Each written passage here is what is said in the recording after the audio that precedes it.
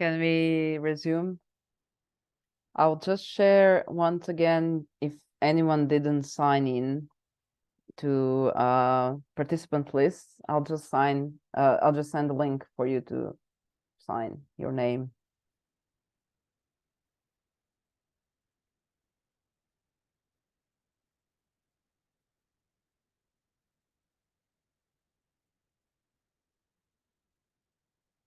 There you go. I think, Milica, you can start. Thank you very much.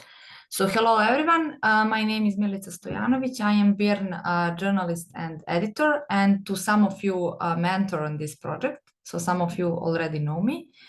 And as part of my job in BIRN, I am holding trainings for various topics relevant to journalists, but this is every time I had to have this kind of training is actually the hardest training for me, because actually there are no strict rules here. So this is be an hour of my recommendations to you and an hour of my talking to you about what we in BIRN while using this tool did good, or what mistakes did we make and then learned our lessons there. So let me just share my screen here. This is it.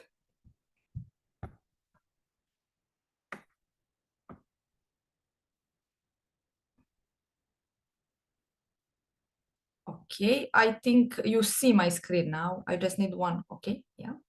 So basically, when we are talking about this kind of tool, and what actually we are talking about here is some kind of sort of, data journalism. So we are using technology to assess, analyze, and find stories in data, and then tell that stories to our audience. And when we are talking about this tool, I always like to speak about two very important parts of this work. One work is working on preparing the question, preparing your questionnaire, and the another part is analyzing the answers, because quality of the answers you will get and will you have what to analyze depends very much on the questions you are going to ask in this tool. So the better the questions, better the material for work, and easier it will be for you to actually, have a story, have a proper story. When we are talking about the preparing the questions, it's very important for you when we start working on this, first of all, to think about what is your story and what is that you want to show, because your questions will be depending on it. Also, it's very important, and we had bad experiences, for example, in this with some of people we were working with, and they were using this tool. What is your target and audience for the questionnaire? For example, you can do a questionnaire because this is online and it's on, it's on internet. That means that you can do it with the people who have access to the internet and who know how to use stuff. That would, for example, mean that it would be very hard for you if you want to do a story, for example, that is related to, we in Serbia currently have a very big problem with migrant groups that are living in woods near Subotica. We have, there is some kind of, organized crime groups there. People are armed. We had clashes with police every other night, and so on and so on. So if you would like to do a story with migrants about, people smuggling, how they're to cross the border, and so on, you will not be able to do it via this tool, because these people do not have that kind of, stable connection to the internet. And so you have to have this thing in mind. Does the audience you want to hear from can actually use this tool? As I said, we had previous experience that were not good. So please keep that in mind. Also, what we in Balkan Insight, for example, if that's so fine for local media, that's okay.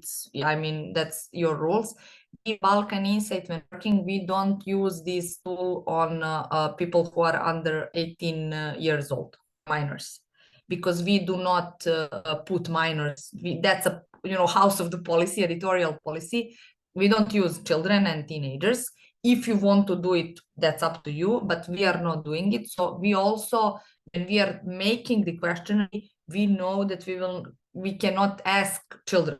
So when we are talking about, we had some stories that we did based on questionnaire about usage of TikTok. You know that there is a problem with TikTok usage in our country. We were questioning parents about the children, and I think we had a couple of examples in which we questioned children, but that was a tete-a-tete interview, and we had written allowance from the written confirmation from the parents that we can do it, but we did not use this for children. So that's also, if you want to do about some kind of problem, we asked parents and we asked teachers. So that's how we made our questions. Also, before you start working, it would be good that you know what are about the topic you're working on, what are the the facts that are known so far. Also, when I think that we also here have a couple of stories that are cross-border. You need to establish, for example, if the topic that you are working on has some regulars, some laws. What are the laws in one country? What are the rules, in another country? Based on that, you have to fit, your questions in that, so that the audience that is going to answer them can understand them and can answer them properly. It's also very important, but that's, again, this is case by case, story by story. Is it for your story better to have data like the numbers and said, we are going to dealing with this problem, and to show how big this problem is, we will say that, I don't know, 80% of people we ask something said this and this and this, to show a scope of a problem? Or you are going to go with the personal stories. You will have, in that case, more open questions in which people can give you their personal stories, so you can show the problem through the examples of the personal stories.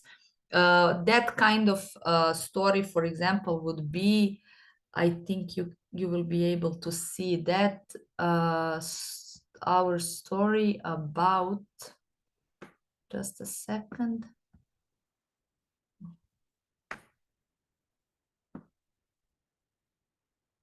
Do you see this purple screen? No. No purple screen. Okay, the sorry. presentation is on. Yeah, Oh, sorry.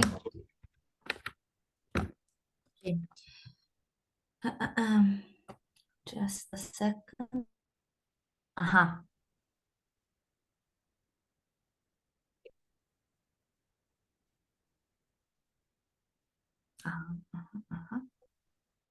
Now is the purple screen.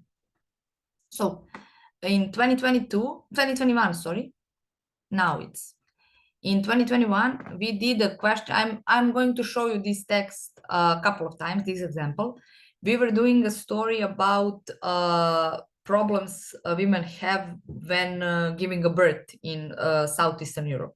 I guess you all know what kind of problem that is and what kind of complications are happening and what are the complaints about medical negligence and so on and so on. Biggest part of this story are personal stories of these women. That was, and our questionnaire was mostly based on that, and that was how we were gathering our story material. We, of course, interviewed some of them because we asked them if who of them wants to be further contacted. They did contact us. They did leave their emails and phones, and we contacted them after they reached to us. So we have additional material by proper interview, but during the questionnaire, big part of the material we gathered because we had this open question in which they give their answers and share their personal experience, so that we can conclude what actually happened. Did they complain? How was all of these things done, and so on and so on. So this is what I wanted to show you. Let's get back to the presentation. as I said, you're not seeing it yet. Now you are seeing. As I said at the beginning, there are no universal rules for this. I cannot give you, and I cannot say you're doing that story, do that, or do something else. It's case per case, and you have to think about your story in order to, you know, get the idea of what kind of questions and answers you would like to get. So there, what is good for one story does not have to mean it will be good for some other story. That's very, really important, you know, to have in mind. And I put this here. This is, to be honest, and actually an idea that I got from the team I'm mentoring in this project. We didn't do this. I didn't do this previously, but it's a very good idea. They made a questionnaire for the topic they are going to work on, and they got the idea to test their questions. So what did they do? They took their questions and checked them with a couple of people that are from the topic they are going to work on, to see if these people understand that. Are these questions, you know, stupid or not? Are they good or not? Are they understandable? Are they, you know, easy to get? Are they factual? Did we miss something when we are making it? So I think that's actually very, very good idea. I learned something new also in this project. I think this is very, very good idea.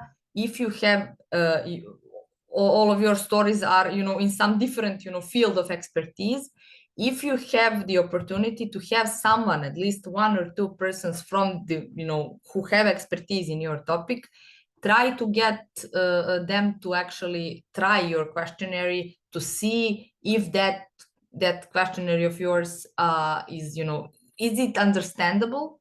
Will it be understandable for the people who are going to answer it?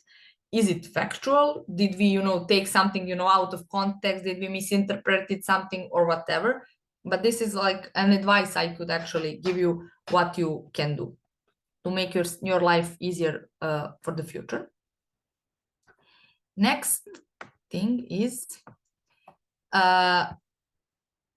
when you did your questionnaire, you let your questionnaire out, and after some times, 2 weeks, 3 weeks, whatever deadline you want to give it, your answers came. Now, when it I forget, I promised to show how does the questionnaire look like. This is how it looks like on our website. So this is, for example, this about, no, where is, stop sharing.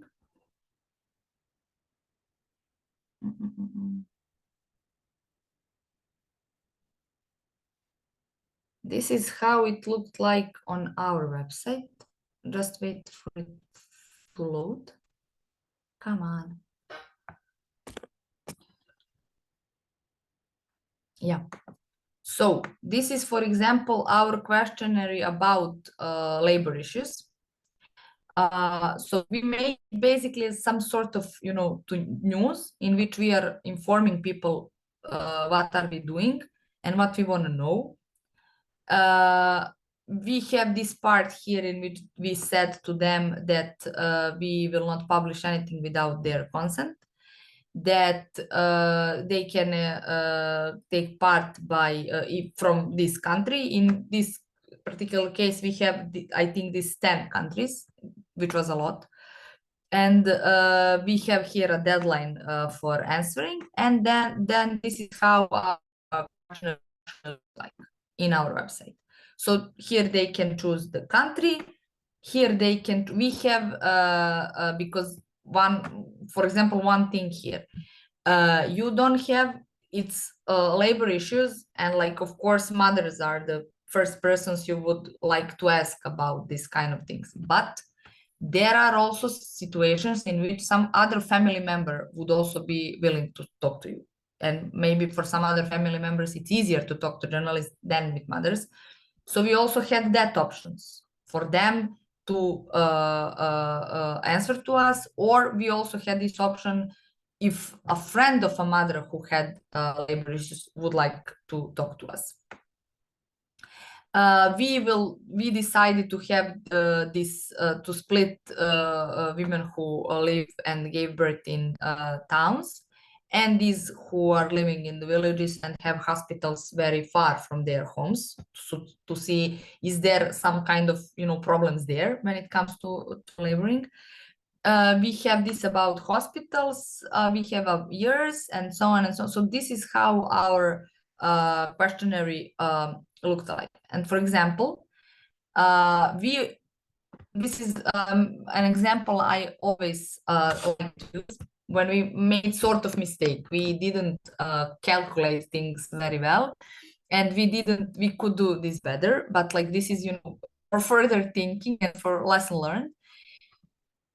We ask them here what type of complication did they experience during labor, and we put these options that child or children died, nearly died, or that mother, and we put other that someone has something else to add.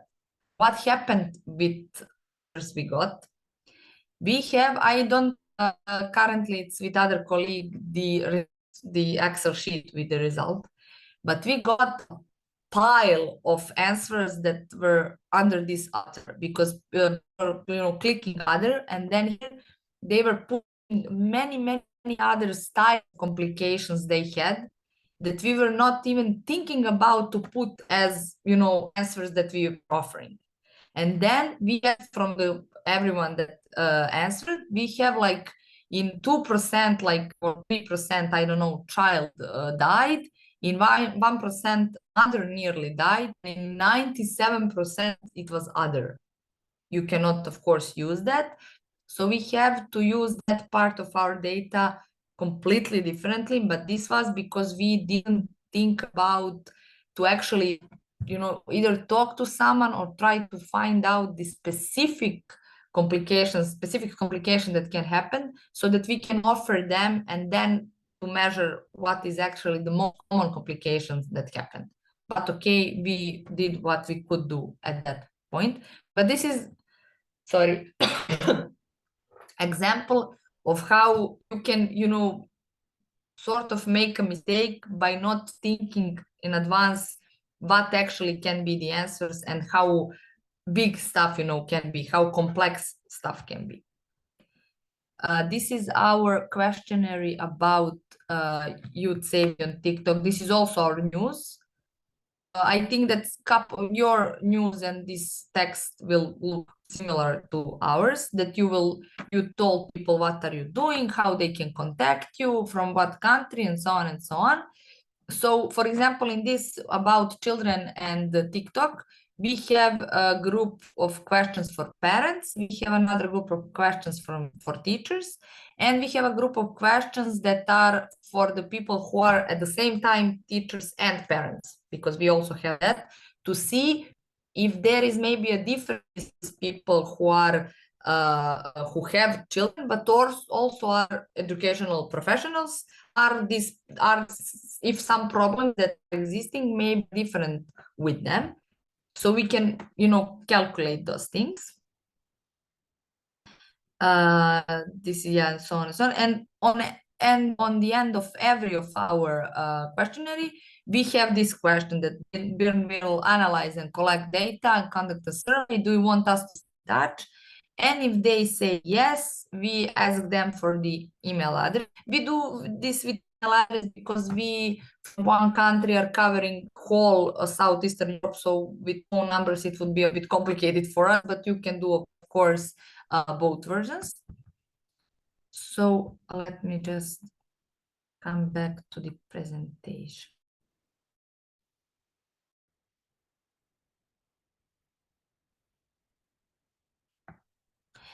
Now, when I was talking about the labor issues, we had over 500 answers on our labor complication questionnaire. We had a lot of countries there, yes, but we had like, I think, 520 something answers, which is very good. That's great. And you can, because that's a good example of women who, and I think in all of these cases, women were complaining about problems. So that's like a good sample that you can work with. But in some other topics, we did not have such good samples, because there are topics in which there is no that much people who have some problems or some experience to share. For example, we had I think that was our like first questionnaire that we have made, was about people who were complaining to Facebook and Twitter about hate speech, and that kind of threats and hate speech and that kind of behavior, because we had a theory, and that was the story at the end, that tools inside of the Facebook and in Twitter, they cannot deal correctly with the hate speech and that kind of things with languages that are not English. That was the problem here. And when someone is threatening you or hating you in, I don't know, Serbian, Albanian, or whatever, it's harder for them to remove it, because at that point they were not very good with our they could remove a photo, for example, but they could not that easy remove the text. So we are trying to do that, and there was not that much people who had that kind of problem. Of course, it's logical, it's reasonable that more people have problem with delivering babies than with Facebook and Twitter, like completely logical. So there will be maybe stories or topics in which you will not be able to have that huge sample. You have to put your sample in the story. So you have to, we had 98 people answered our questionnaire, or 200 people, whatever, but do not be do not be sad if you don't have big sample. There are topics in which it will not be same. That's like a nature topic. And also it depends on territory. Some of your stories will cover only one country or one municipality. We cannot expect 1,000 of answers in that kind of stories. When you get your answers and you're reading them, think about how these answers will sound in the story, how the sentence will sound in the story, but we will get there. And what Carla was telling you, contact people and contact them right away. I mean, right away, as soon as possible after they leave their email address or contact phone. A, because they can, forget if you wait for too long. And B, it's also that when they answer your questionnaire, they are in the topic. They are, they are emotionally there. If you wait for 3 months, they will maybe not be that, emotional or that angry or that sad, whatever is the topic, how they were first time they were answering the questionnaire. So that quotes you will get from them might be better if you contact them sooner, better sooner than later. Now, Carla show you, and because this is our newly developed tool, there are some good tools inside of it that can analyze data for you. But we're still working in the Excel, all of us, because it's Excel still gives you more possibilities, and I think it's easily manually than like this, but also use the opportunities that you also in the tool.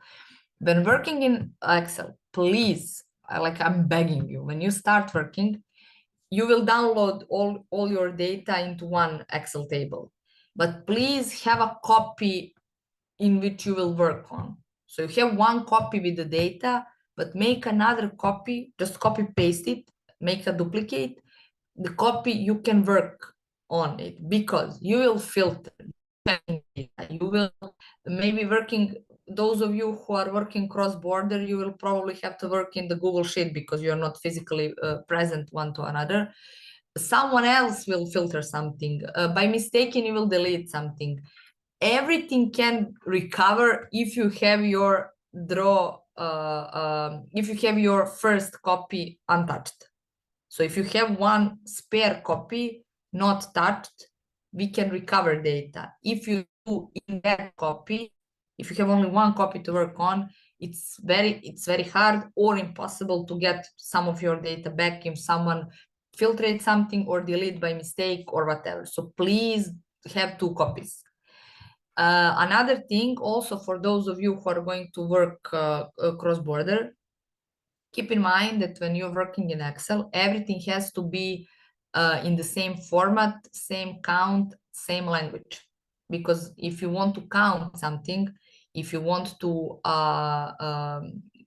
how many people said yes or no has to be in the same language. You agree which language it will be, but it has to be the same. Excel can count it because Excel does not understand that you have 2 different languages. Excel just see that he has the different value in the cell, so you will get different data. So please make sure that the language is the same in the whole table. I just this about data cleaning, you will not use that this much, but I just put it here because I'm going to send you the this presentation.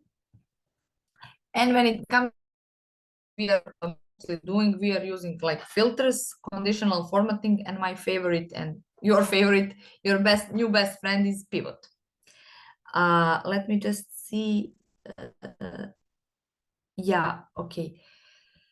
Let's do this and then I will show you what does this mean. So I tell you, you have to specify the sample you have.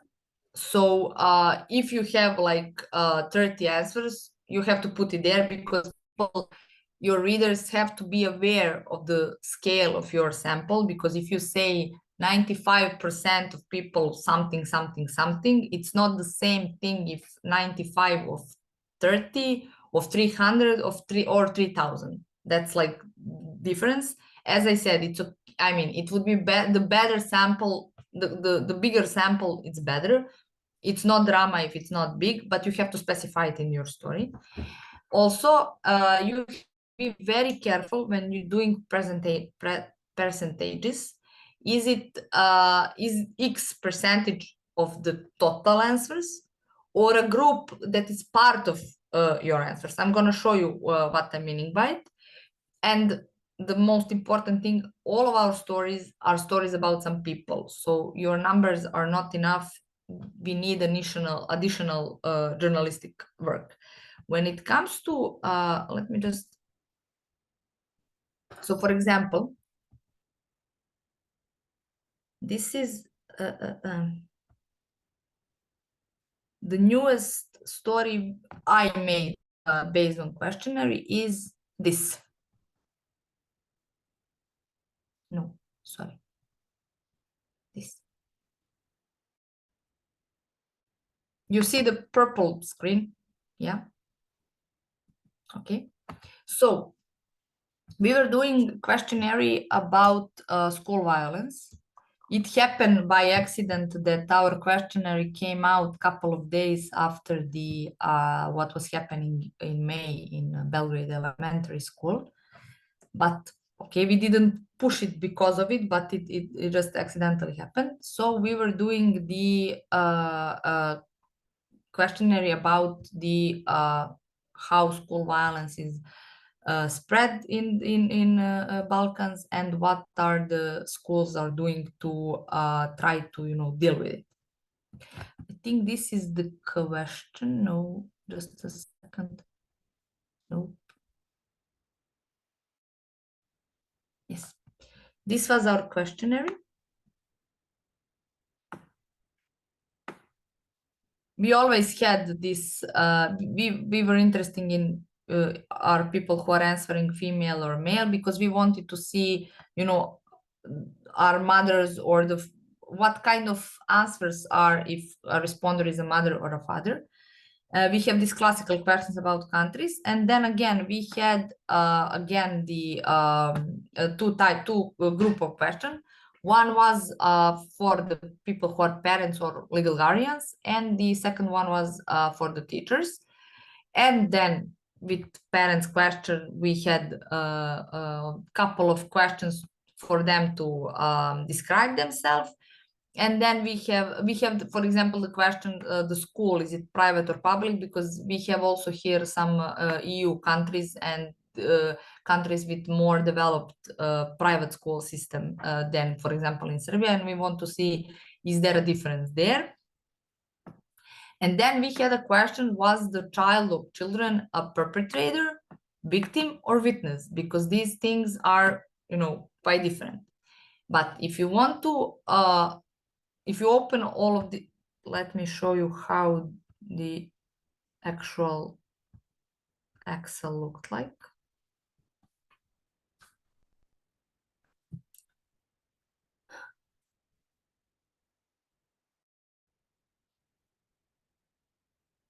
I'm waiting this to load for you. Yeah, now we have it. So this is the complete Excel sheet we got when we downloaded all of our data. This is it. And this is how. So if I would like to, for example, see what answers gave to us people who are, for example, parents, I have to go who are parents whose children were, I don't know, perpetrators of school violence. I would have to go to here to filter to say, give me all parents. And then here, give me all perpetrators. If you want something else, you then have to filter more and more and more. Easier way to do this, and the nicer way to do this to see everything is to use pivot. What does that mean?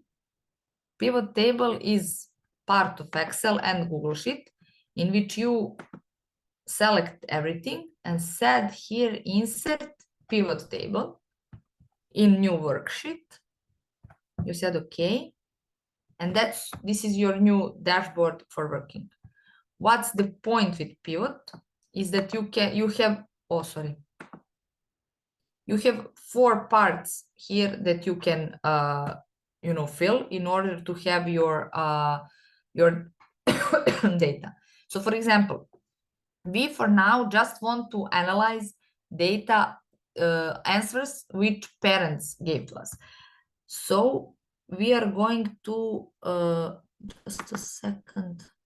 Yeah, we are going to put, are you a parent or teacher in filters? Again, as I said, there are no general rules for pivot also. Every time I start working this, I am, turning this thing upside down to see what fits better for me. How do I see my results the best? So I'm not going to tell you, put this here, put this here. You have to try this based on what you want to see, based on what you want to check. That's like the deal here. So we are going to say yes, parent. We are going to put this here just to make, yeah, this is good. So for example, we have all of parents' answers here. So now, for example, we want to see, was their child, let me just,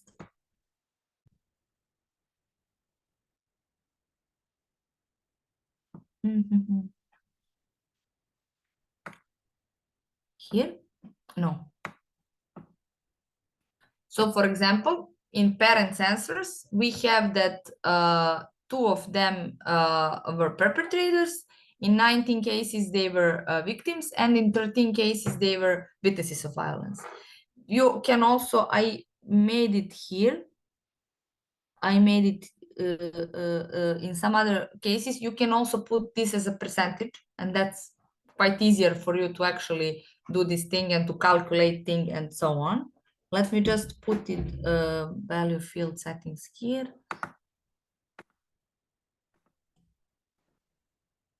So this is thing you can use in your story, for example, but this is much easier for you to give Excel to calculate it for you than you to calculate it manually and filter it manually, especially if you have more than 3, which is we have here 3 things. We want to say, or we have here, I think 2 things. Are they parent or teachers? And to see percentage of what are their children, perpetrators, victims, or witnesses. We have how long the violence lasted. We have who done the violence. I don't know why you cannot see everything. Yes, you can. Who done the violence? What type of violence children who were victims then survived. So we have a lot of things here. And for example, this is how, when I analyze all of it, let's see, sorry.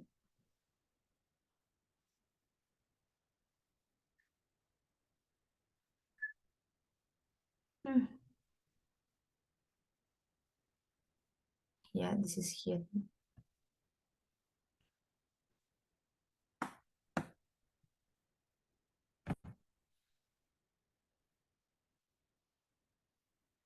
This is a sort of report I made before we started to work on a story.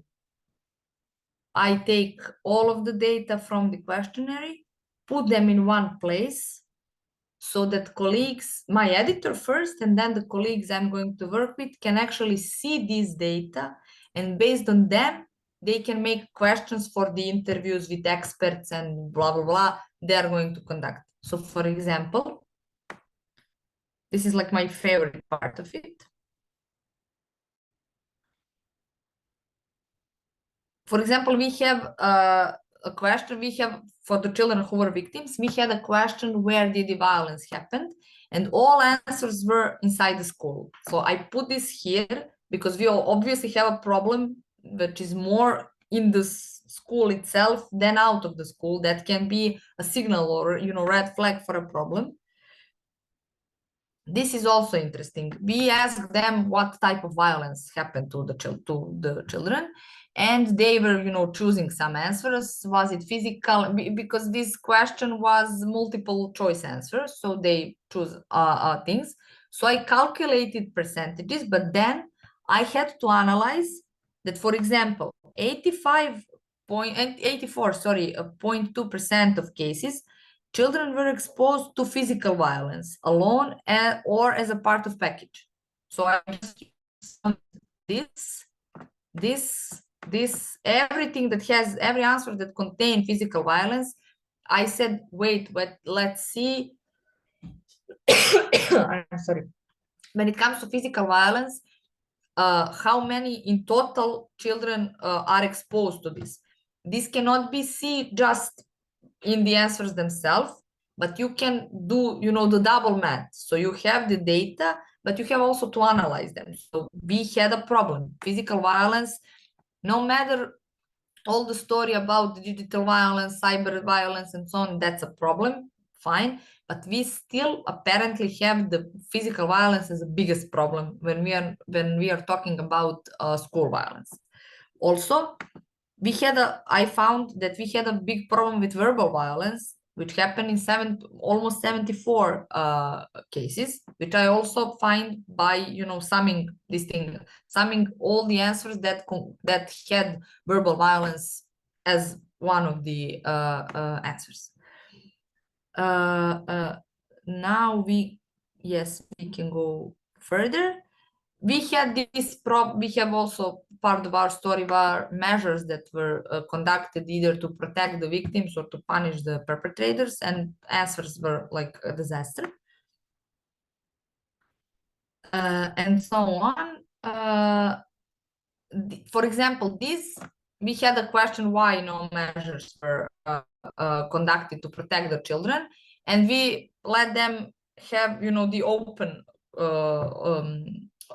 answer, and we could not use this like as a data because everything is 9.09. You cannot use this, but we call some of these people who had these answers. We call some of them because they try to protect their children, but school didn't do anything.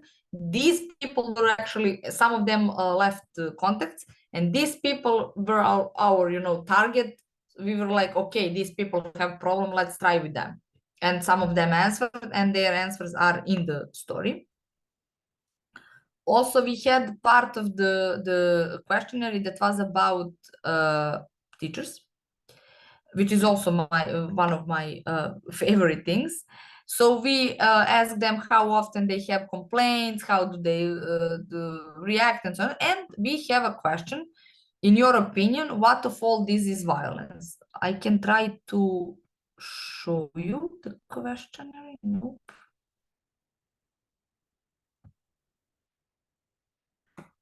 Let me just. Sorry. Come on. So this was our question. We asked them what of all of this do they see as violence, and we also gave them, this is multiple choice answer, so they can choose everything which we thought should be chosen, or they can choose nothing or something of it, and so on.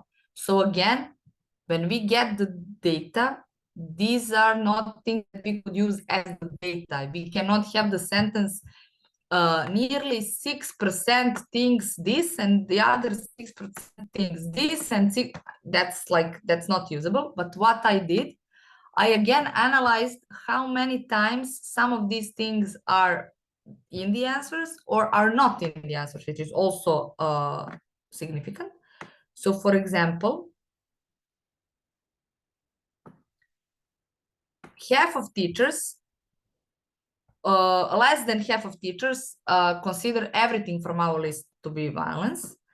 Some 29% don't see, for example, when boys are raising girls' skirts and pinching them as a violence. That's like a game. And the same percentage don't see online threats as a violence. 23% don't see kissing and touching without consent as violence, and so on and so on and so on. So this is, it's not enough just to see how many people think something, or how, if you have this kind of, because we didn't have any other idea of how to measure, you know, quote unquote, how to see that there is a problem with the teachers, professors. They don't recognize some things that are violent as the violence. They still see some of it as a, you know, children are playing. So we said, okay, let's put 10 or 15 things that are violence that we established, you know, with the expert that are violence. So then let's ask them, okay, what of all of this is violence, and let's see what the outcome will be. And based on what they did not choose, we could, you know, make some conclusions. But again, you have to do Excel has to do a math, but then you have to do a second step math to see what's actually behind of all those numbers. That's the story. And then I was talking to some experts, and then we analyze why still teachers don't think this about, I don't know, raising girls' skirts is a violence or not violence. Are we there yet? When we are going to be, and so on and so on. So that's also one of the things that you should do with your data if you decide to go this way.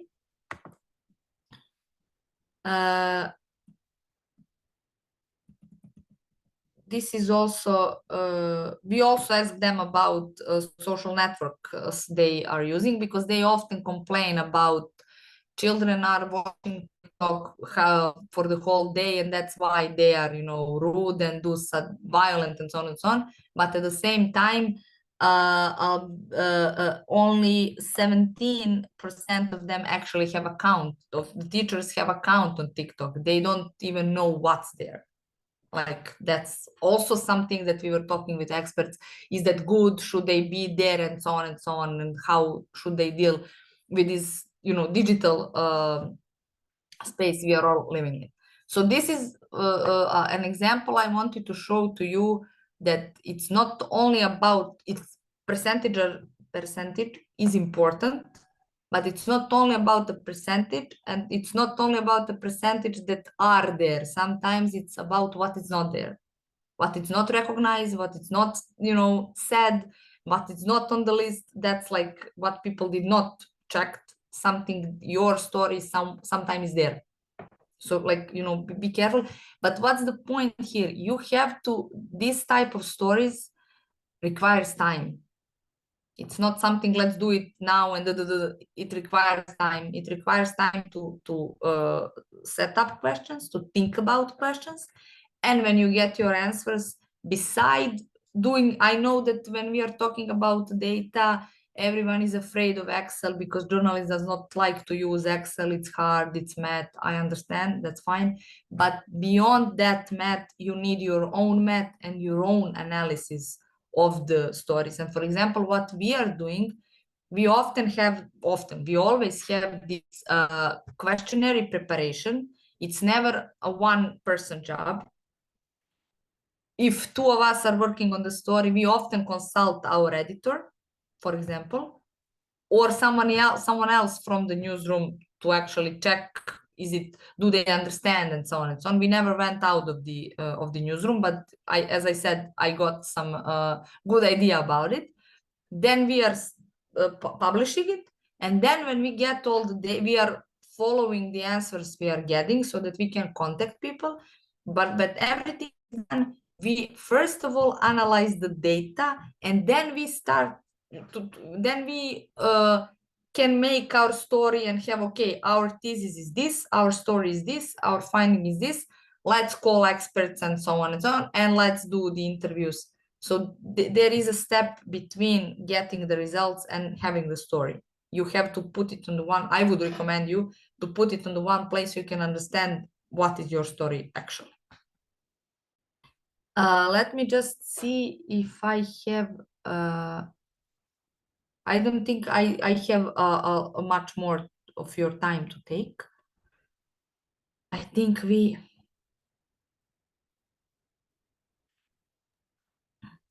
think this was my last actually slide. So I would repeat, just specifying, sorry, now you see, specifying your sample. Be careful about percentage, because it's not, some percentage of the total of people who answered, because you know that Carla show you that you have a possibility in your questionnaire to ask people, I don't know, do you eat burek? And they said yes or no.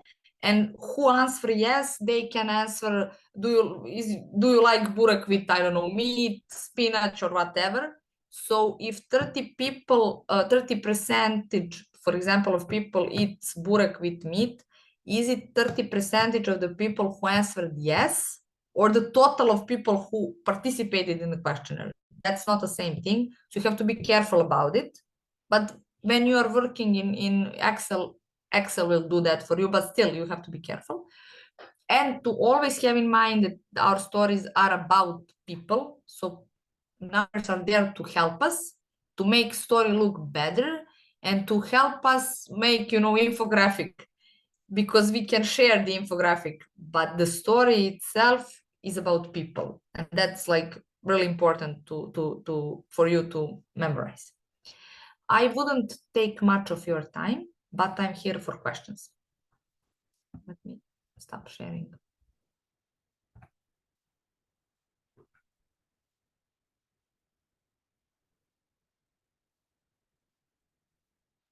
For me, it was all clear. Thank you very much. Okay, thank you.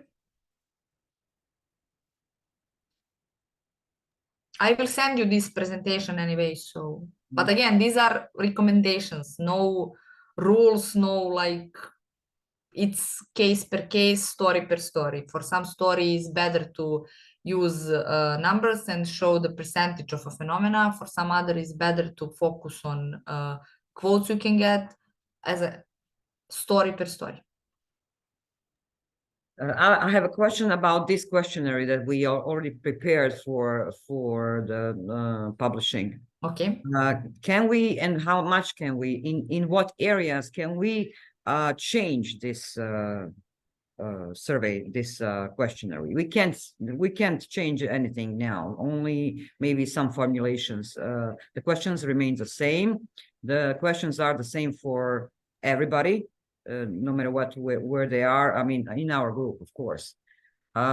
We can't change one question and like take out one question and replace it with the other. It has to be all the same questions as we agreed.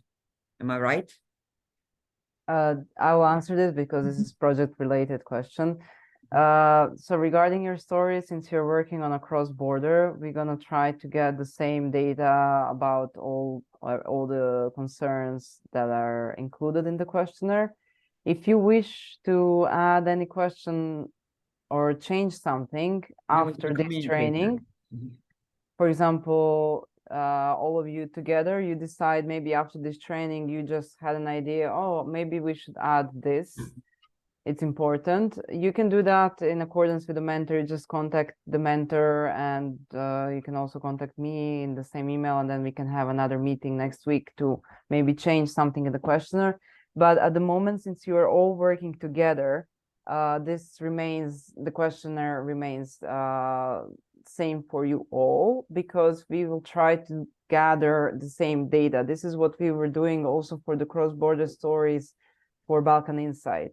So we shared the same questionnaire. I think Dinko, you were working on one of the stories, you will know this, that we shared with Dinko's focus and also all the other media outlets in the region who wanted to participate in this data gathering.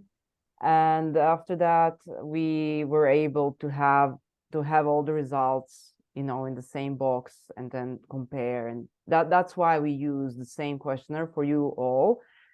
But after the project, when the project ends, this tool will remain with you, and you will be able to use it as like however you want it. If you want to do an individual story, if you want to collaborate again with anyone else who has an access to the tool, you're free to do that.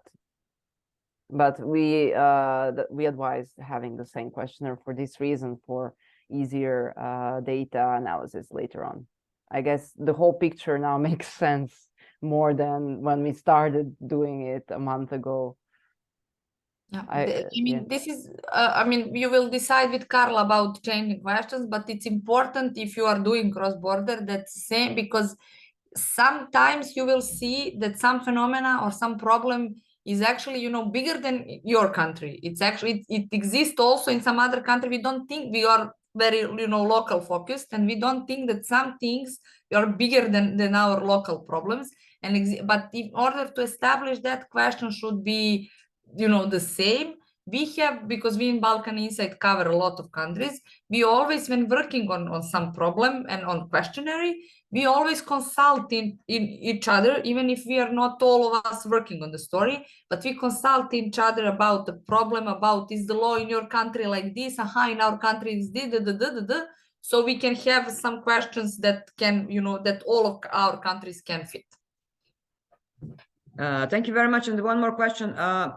How important, how big, I don't know how to say this, those answers and this questionnaire is for our individual stories. I mean, it doesn't have to be like central theme of our individual story, because probably we will say something else and analyze some other things involving this problem in our countries, and the questionnaire and the answers from the questionnaire can be used in one context, but in the other context it doesn't have to do much with those contexts, but of course it's going to be connected.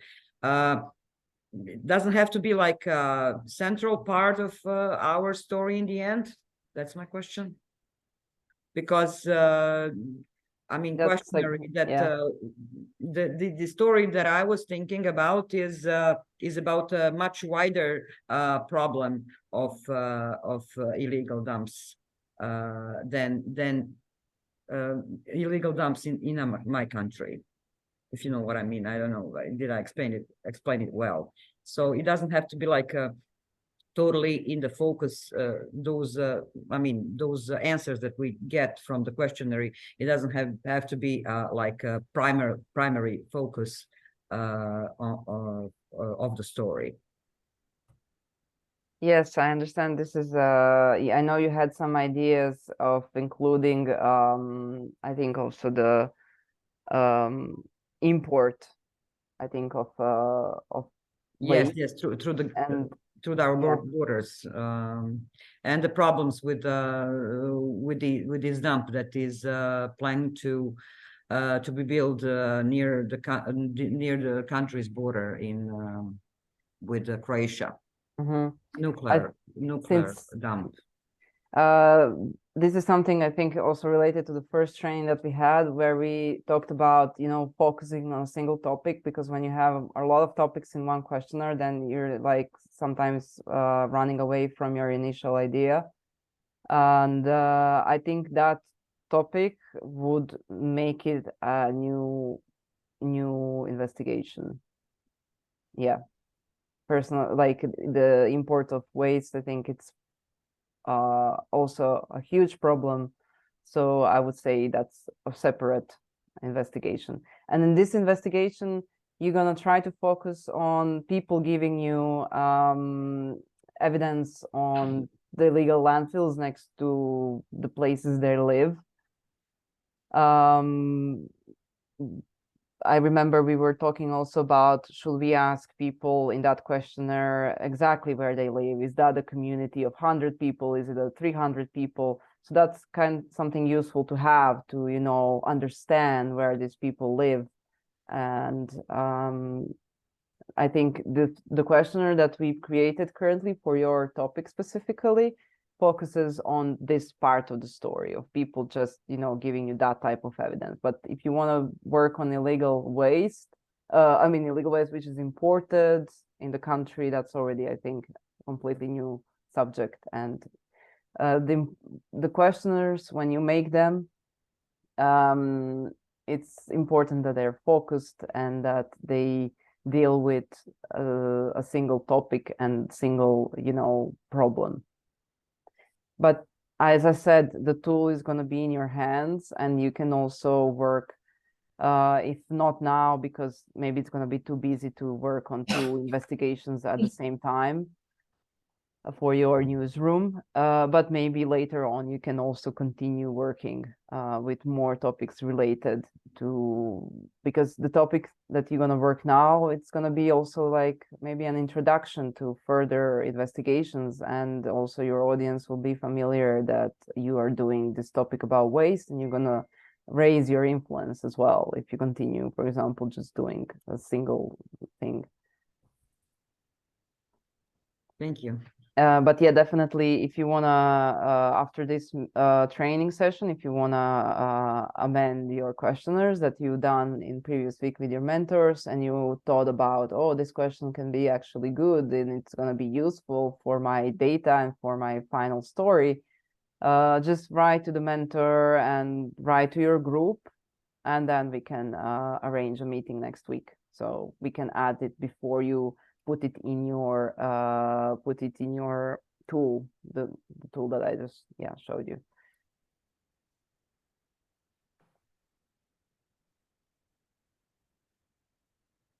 Anything else? Thank you. I think the analysis part that we went through today might seem a bit complex at the moment, because we dealt with some different topics that we did, but I think when the moment comes when you will do your own analysis, you will have mentors, and we can also arrange a separate meeting. Also, Milica can help you here, or all the mentors that work with Balkan Insight, and we're gonna see what conclusions we can make. At the moment, it's important that we publish this and that people answer, and that you follow this answer, that you look into them. You don't leave it, you know, you don't publish it and leave it there and just, you know, lives its own life. You need to take care of it like it's your pet. So you need to feed it, and you need to look into it and caress it. So just take care of it. Look into the answers, and if you see that someone is telling you that he has something extra to say, call them right away and write down everything. Keep a separate document, write down everything, and in the end, we're just gonna see how we're gonna combine this. Maybe some data is gonna be used, maybe not. It all depends on the final results.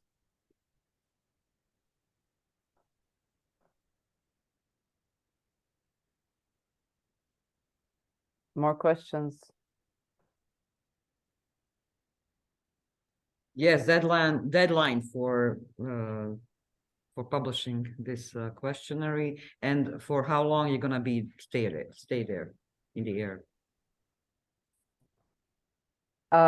So this deadline, I know we said beginning of December, so I would say let's focus to do it next week, maybe, because I think the people are going to be really active before Christmas. And also if you're doing any social topic, we suggested that to you, Clara, Jula suggested it to you, that, for example, so the Samizdat from Czech Republic is doing a story about the discrimination against disabled people. So we had an idea, usually before Christmas, there's always these gatherings of these communities, and it's going to be useful for them, to share this, the questionnaire, these gatherings as well, maybe, or to spread the news. So maybe this period is actually really good, to collect the answers, because people are just going to be there and they're still going to be active. And then I think I would suggest that the questionnaire is open for 2 to 3 weeks, maybe, and then we see after these 2 or 3 weeks if we collected what we wanted and we like what we have.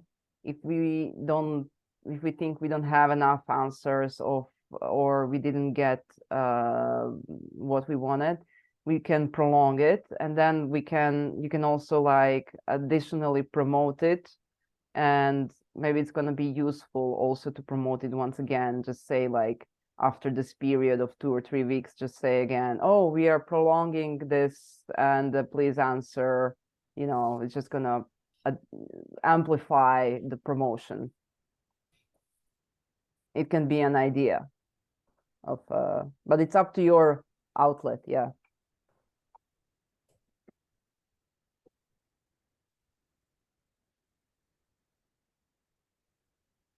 That's something that you can agree with mentor separately for your own group, if you're working cross-border or individually.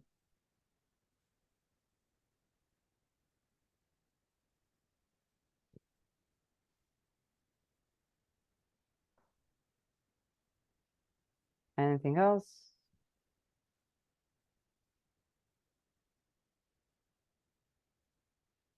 It's Friday afternoon. I have a question, if I may. Yeah, Yes. yeah, go ahead. Because we had a discussion on our last meeting where we discussed how I will be allowed to, for example, for our questionnaire, to talk to people from the community that I'm supposed to, this questionnaire is targeting.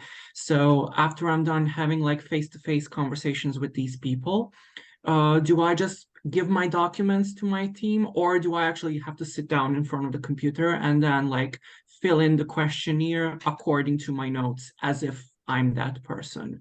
That I just did not understand. Yes? Okay. I understand we had these situations as well. I think Milica, you can answer that. I think that once we settled that, big people were just sitting and they don't even have to fill the questionnaire. They fill it in Excel. In Excel, which was downloaded with results, they just add it. But they had a couple of such results. They didn't have it a lot. I think we handled that like this. we had a situation where media from Albania was supposed to work with Roma people, and obviously they work with community that has a limited access to internet or computers. So they were going door to door, and they organized this community event, and where the people answered these questions, and then they inserted the answers in the tool. So that's what you ask. So they just, clicked in the tool, so they get the results in the final Excel table. Or as Milica said, you can do it afterwards within the Excel. But maybe I think it would be easier to put it in the tool, and then you're also going to get those chart pies automatically, and also you'll be able to download it. Yeah, because sometimes like going door to door can be a bit more faster than forcing people to sit down and, you know, fill in a questionnaire. So for me, it's like, you know, it's going to be far easier to be with, you know, people that I'm questioning, like, hey, do you want to grab a cup of coffee? And then like, while you're here, let's ask you a couple of questions, than to actually force people to like fill the questionnaire on like Instagram chat or something like that. I think it also depends of people you're working with type of people you have to work with. But yeah, definitely always, you know, promote it, besides promoting it online, if you need to reach some community which is not gonna answer it online, then if you get the answers, you know, in the other way, just insert it in tool or in Excel sheet. Thank you. And also a minor suggestion, don't open the training the next time with Burek, because the hardest part is about focusing, is not thinking about Burek while this is over. This Just is kidding, a of course. staple questionnaire. It's a sort of a tradition. But yeah, I can do it any other topic next time. I'll think Just about kidding. something. Yeah. Thank you so much for the feedback. No problem. Thank you for posing questions, because we're here to answer them.